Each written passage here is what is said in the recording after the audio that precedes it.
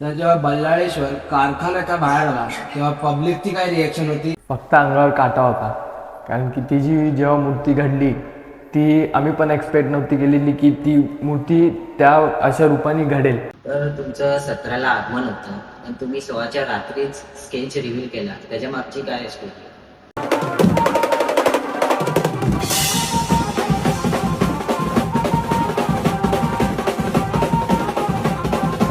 गणपती बाप्पा मोरया. मंगलमूर्ती मोरया. तर तुमचं बाप्पा पॉडकास्टमध्ये स्वागत आहे. तर मी प्रथमेश नगरकर. आणि मी प्रणव गावडे. तर आज आपण ठाणे येथील किसन नगर 1 ठाण्याचा बल्लारेश्वर तर त्या मंडळात आपण पॉडकास्ट करायला आलो आहे.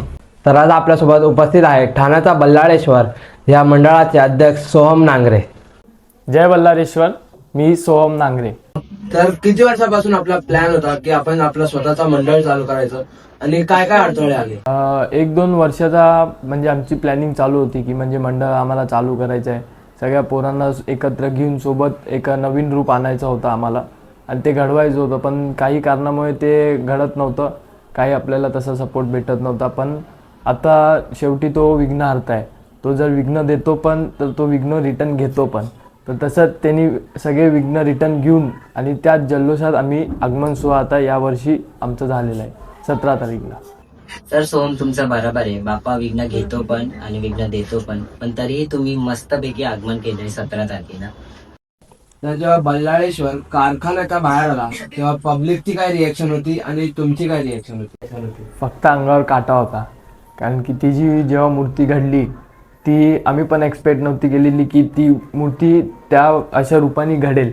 आणि जेव्हा ती मूर्ती घडली, जेव्हा आम्ही त्याचा फर्स्ट लुक पाहिला आम्ही, तेव्हा डायरेक्ट सगळ्या पोरांच्या अंगावर फक्त काटा होता.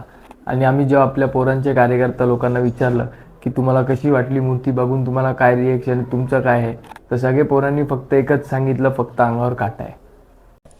तर तुमचा विजन काय होता की तुम्ही मागे गणेश उत्सवच बसवायचं होतं, गणेश चतुर्थी पण तुम्ही बसवू शकत होते. तुमची काय स्टोरी आहे त्याच्या? तर आमचं मागे स्टार्ट करण्याचं कारण हे आहे कारण की आम्ही गणेश चतुर्थीमध्ये आम्ही ठाण्याचा महाराजा आणि राजा ग्रीनलँडच्या आम्ही या 2 मंडळाचे आम्ही सेवेकरी आहेत. तर आम्ही पूर्ण टाईम तिकडे सेवेमध्ये आम्ही मगन असतो. तर त्यामुळे आमचं कारण होतं की आम्ही चालू करणार तर मागे गणेश उत्सव चालू करणार म्हणून तो एक आमचा एक स्पेसिफिक कारण होता की गणेश चतुर्थीमध्ये तर आमचे ते 2 मंडळ असतात. त्या 2 मंडळाला आम्ही खूप सपोर्ट करतो.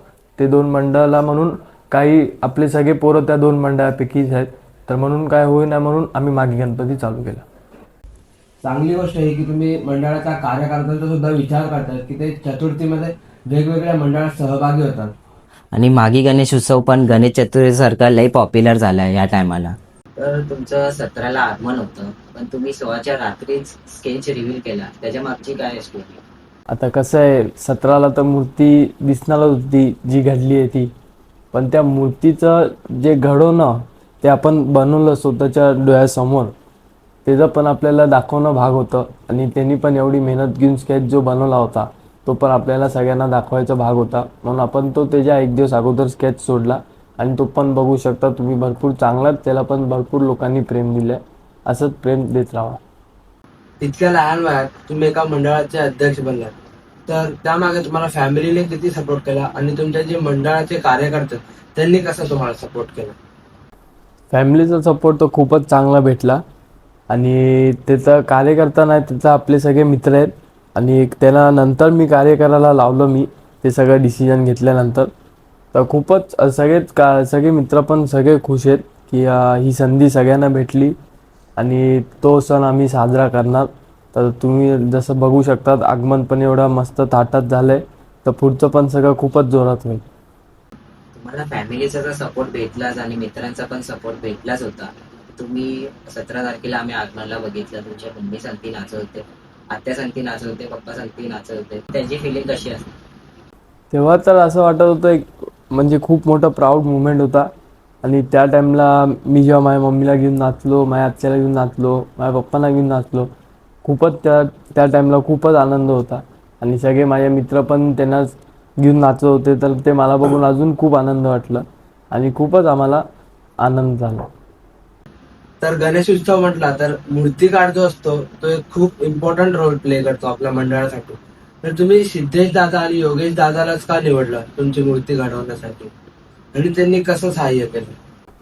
तर म्हणजे जेव्हा आमचं डिसिजन झालं की म्हणजे मागी चालू करायचं, तर त्याच्यामध्ये आम्ही म्हणजे मूर्तिकार कुठला करायचा, तर त्याच्यामध्ये आम्ही शोध चालू केली. तर त्याच्यामध्ये आम्हाला जेव्हा ते योगेश दादा आणि सिद्धेश दादा भेटले, तर त्याच्यामध्ये आम्ही त्यांची जी ते लोकांनी अगोदर घडवलेली जी कला होती ती बघितली, सगळ्यांना दाखवून त्याच्यामध्ये सगळं बघून नंतर मग आम्ही त्यांच्याकडे गेलो, त्यांच्याशी सगळं वार्ताविर्ता करून, आणि त्यांचा सगळा स्वभाव एकदम चांगला होता. आणि त्या टाईमला आम्ही सगळ्यांनी ते फायनल बिनल करून मग तिकडून आम्ही तसं त्या लोकांना आम्ही डन केला.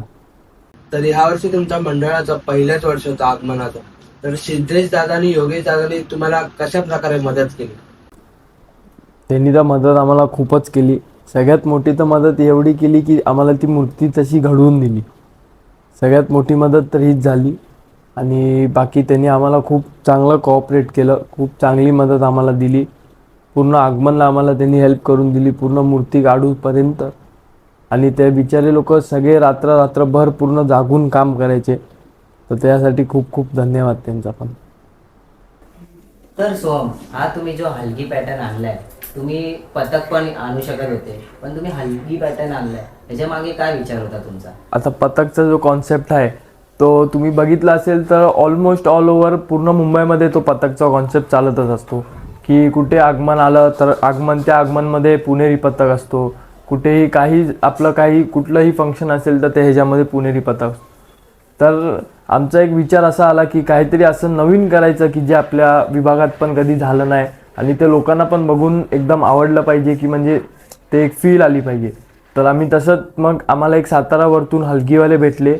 त्या हलगीवाल्यांनी जेव्हा त्या लोकांना आगमनमध्ये बोलवलं, त्या लोकांनी पूर्ण आपली एरियामध्ये पूर्ण गाजवून टाकली त्या हलगीवाल्यांनी. आणि खूपच मजा आली. आणि ते लोक हलगी एवढी त्या लोकांनी नाचवली, ॲक्च्युली ते लोक थकतच नव्हते, एवढे ते लोक फुल पॉवरमध्ये आलेले. तर आता आपण पोहोचलो आहे या पॉडकास्टच्या अंतिम टप्प्यावर, द बाप्पा चॅलेंज. तर सोहम, आपण आता आलोय वन वर्ड चॅलेंजवर. तर मुंबईचा राजा म्हणजे ती एक अशी मूर्ती आहे की सगळ्यात वेगळीच, म्हणजे एकदम वेगळीच घडते ती. आणि तिला जेव्हा आपण बघतो ज्या रूपाने, तिला बघून एकदम म्हणजे आपल्याला पूर्ण एनर्जीवाली वाईबच येऊन जाते, अशी ती मुंबईचा राजा आहे. ठाण्याचा महाराजा. ठाण्याचा महाराजा हा एक असा मंडळ आहे जो पूर्ण ठाणे नगरीत सुप्रसिद्ध आहे.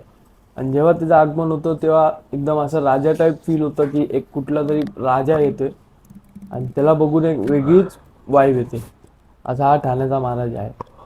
तर कसा वाटला आमचा पहिला पॉडकास्ट? नक्कीच कमेंट करा.